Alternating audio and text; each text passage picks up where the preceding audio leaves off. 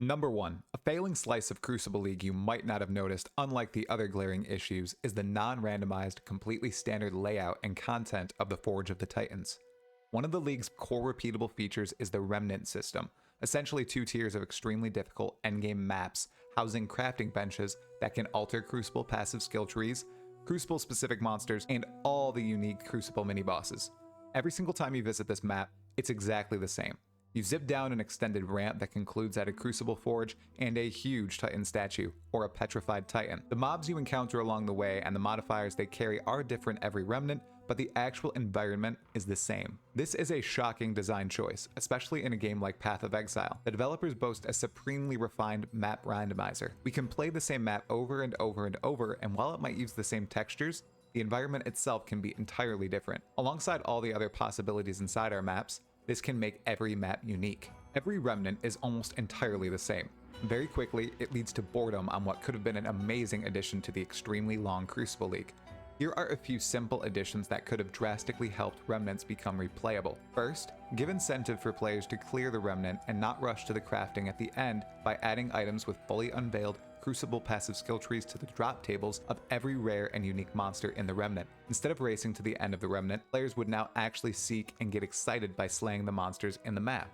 Second, randomize the layout. Remnants could still be ramps over a vast bubbling sea of lava, but they could be longer, more twisted, and contain other environmental objects to help each Remnant be unique. Third, add the possibility for other custom League content to spawn in Remnants.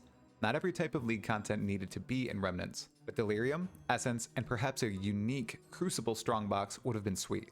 This leads me to an idea I hope GGG pursues in the future once work on PoE 2 concludes and Leagues become the main focus again. Here's the concept: the combination of League mechanics in future Leagues.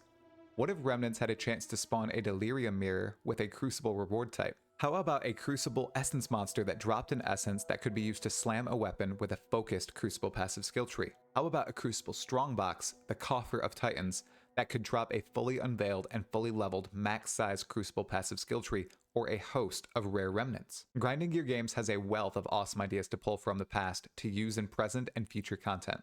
They need to take advantage of that. Before we continue in the video, consider subscribing to the channel for more Path of Exile content. Every one of you who subscribes is an awesome, totally sane exile. Next up, number 2, the big one, the Crucible area interaction mechanic itself. In Crucible League, every area includes an interactable Crucible Forge.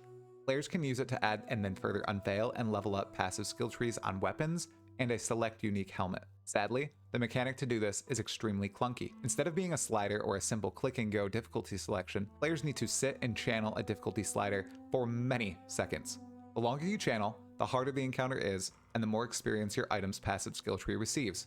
This sucks. It could have been a slider, or it could have been a simple easy, medium, hard, deadly multiple choice selection. Instead, it's a channeling mechanic that is clunky almost every time it's touched. Sometimes, the channeling UI covers your character. Other times, monsters attack you while channeling. If you accidentally click out of the channeling circle, you end the channeling early. Overall, the area mechanic is poorly implemented and adds too much friction to the game. Lots of people still playing the League don't interact with it anymore, which sucks. GGG wants us to use this mechanic.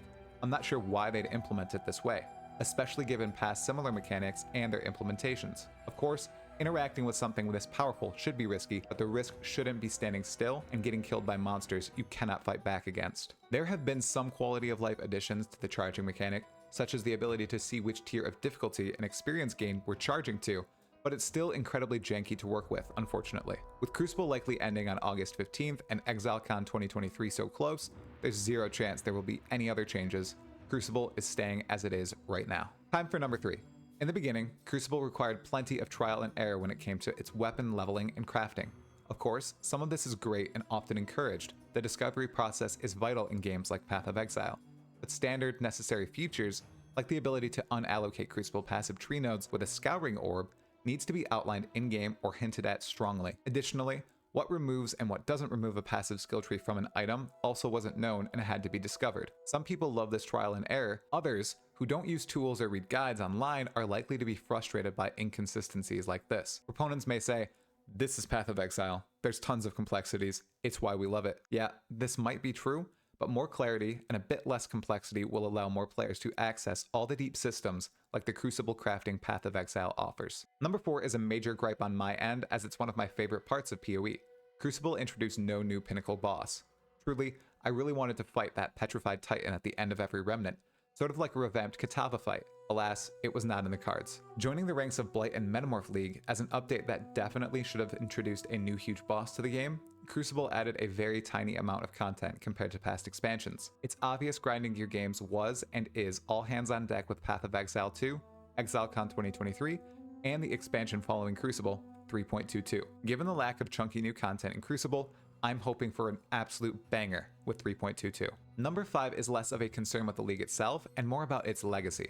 Crucible weapons are responsible for some of the most powerful items and therefore characters in the history of PoE. A few of them are fading onto your screen presently. Even for non-crafting masters like myself, we're able to forge absolutely insane weapons with the Crucible mechanic. These item passive skill trees add tremendous power to our characters. For the top end of the player base, the sky's the limit. Assuming Crucible does not go core, its weapons will be among the best ever in Path of Exile. However, I'm thinking item passive skill trees will be a core mechanic sometime in the future, whether with the release of PoE 2 or a future league. Standard is going to be flooded with all of these incredible weapons. Those who don't have them on Standard will never get items this powerful in Path of Exile, unless something changes drastically with the item crafting system. Despite these 5 glaring failures of Crucible League, core Path of Exile is in an absolutely incredible place for most of the player base. Expansion 3.21 had the highest start of league player count in the history of Path of Exile, both due to the core game's excellence and external factors like the ARPG hype around Diablo 4. Many weeks in, it's still comparable to 3.20, the Forbidden Sanctum, in terms of retained player count, meaning it's also beating almost every other past expansion too. This honestly means, despite the bare bones implementation of Crucible's content, Path of Exile is in a great spot going into Exilecon thanks to the banger base game and chase presented with the introduction of Crucible passive skill trees. What do you think? Was Crucible a successful league? Did you enjoy it? How many challenges did you end up getting? Here I am, sitting at 40 out of 40, and even though I didn't think the content was awe-inspiring, I had plenty of fun, which is really what matters. Hey, you totally unhinged exile. If you enjoyed this video, consider watching the videos on screen now. Every minute you watch helps the channel grow. To my current channel members and patrons, the most sane exiles among us all, many thanks for your support. To everyone who watched until this ultimate moment, Tala Moana.